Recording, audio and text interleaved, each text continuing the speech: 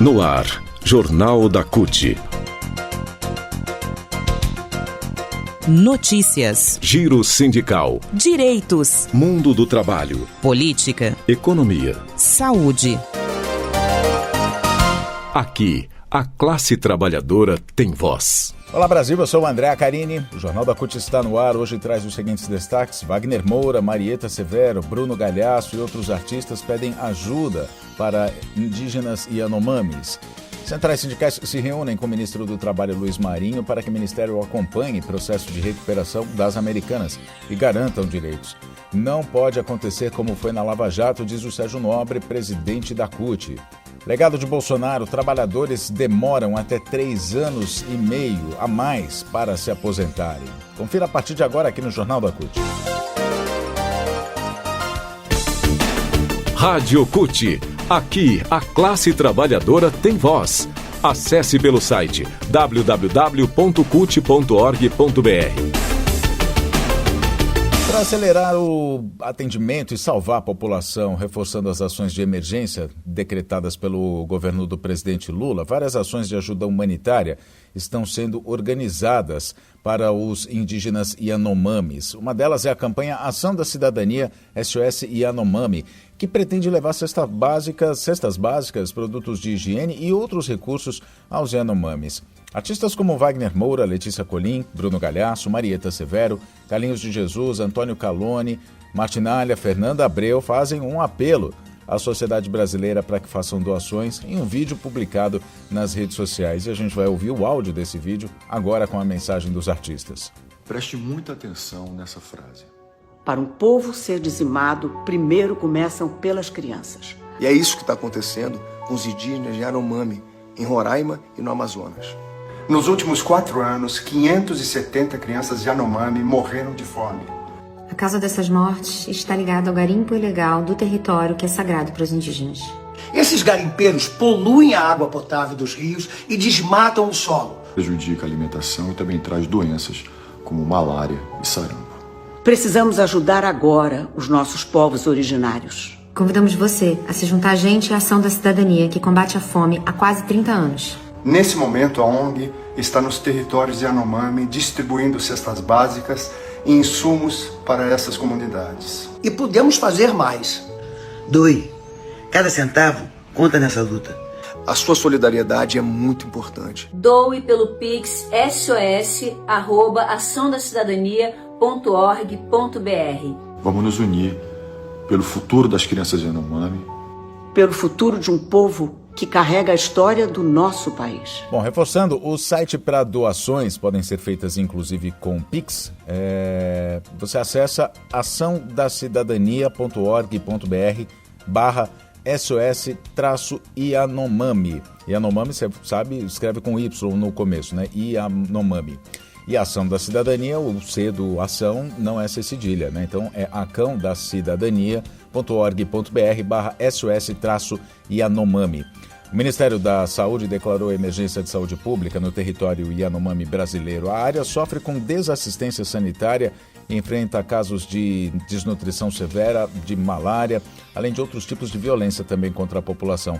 A portaria foi publicada no dia 20 de janeiro. O presidente Lula criou até um comitê para enfrentar a situação sanitária no território. Visitou a região no dia 21 de janeiro e anunciou medidas emergenciais para enfrentar a crise sanitária da etnia. Os médicos e enfermeiros da Força Nacional do Sistema Único de Saúde, o SUS, começaram a reforçar o atendimento aos indígenas já a partir do dia 23.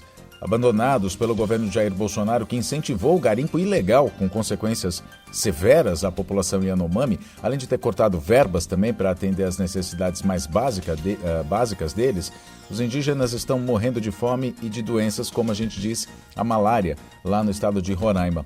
A mineração ilegal impede o acesso da comunidade à pesca, à caça, à coleta ou então a serviços de saúde, provocando agravamento de doenças e mortes por falta de assistência. Tudo com a omissão e conivência do Estado. Omissão e conivência do Estado, termo inclusive usado por um relatório da Comissão Pastoral da Terra, a CPT. Direitos. Fala sobre aposentadorias quando não morrem antes. Trabalhadores e trabalhadoras estão demorando em média 2,8 anos a mais para se aposentar depois da reforma da Previdência do governo de Jair Bolsonaro ser aprovada pelo Congresso Nacional em 2019. No caso dos homens, são 3,5 anos a mais de contribuição ao INSS. No caso das mulheres, são 2 anos a mais, segundo um estudo feito pelo próprio Ministério da Previdência ainda na gestão anterior. A reforma acabou com a aposentadoria por tempo de contribuição e instituiu as idades mínimas de aposentadoria de 65 anos para homens e 62 anos para mulheres. No papel, a alteração valeria apenas para os novos trabalhadores. Na prática, quem já estava no mercado de trabalho está sendo prejudicado também porque paga pedágio para se aposentar, de acordo com as diferentes regras de transição.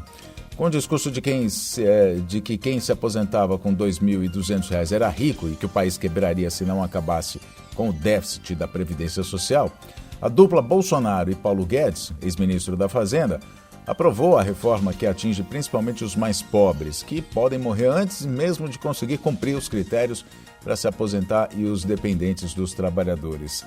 Resultado, então, herança nefasta, maldita, mais uma, do governo de Jair Bolsonaro para o trabalhador brasileiro que não consegue mais se aposentar. Mobilização. O presidente da CUT, Sérgio Nobre, junto com líderes de outras centrais sindicais, se reuniu na manhã desta segunda-feira em São Paulo com o ministro do Trabalho e Emprego, Luiz Marinho, para pedir que o governo faça um acompanhamento direto do caso do rombo das lojas americanas. O foco da reunião foi o processo de recuperação judicial autorizado pela Justiça ao grupo e a preocupação das centrais sindicais com a garantia de direitos dos trabalhadores. Semana passada, inclusive, as centrais ajuizaram uma ação contra as americanas, pedindo bloqueio de R$1,5 bilhão de seus acionistas para que esses direitos sejam garantidos. Bom, para os sindicalistas, a atividade econômica, as empresas e os empregos têm que ser preservados independentemente das responsabilidades dos executivos, que são os responsáveis pelo rombo, Os executivos, os controladores, os acionistas majoritários do grupo, que essas responsabilidades ainda estão sendo apuradas, na verdade.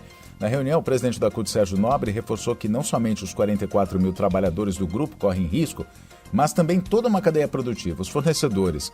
Cadeia essa que envolve várias categorias de trabalhadores como químicos, metalúrgicos. Claro, na matéria, é que o problema não é só Americanas, entendeu? Tem uma rede enorme de fornecedores que vai desde, o setor químico, plástico, metalúrgico, da empresa, que estão arriscados a quebrar. Então não é um problema só dos comerciários. Então isso é muito maior do que as pessoas imaginam. Ao citar a Operação Lava Jato e todo o estrago causado pelo fechamento de empresas como a Odebrecht e a própria Petrobras, que também sofreu bastante com a Operação Lava Jato, o presidente da CUT lembrou essa história recente do país como forma de alerta para que mais empregos não sejam perdidos caso haja o fechamento das lojas americanas.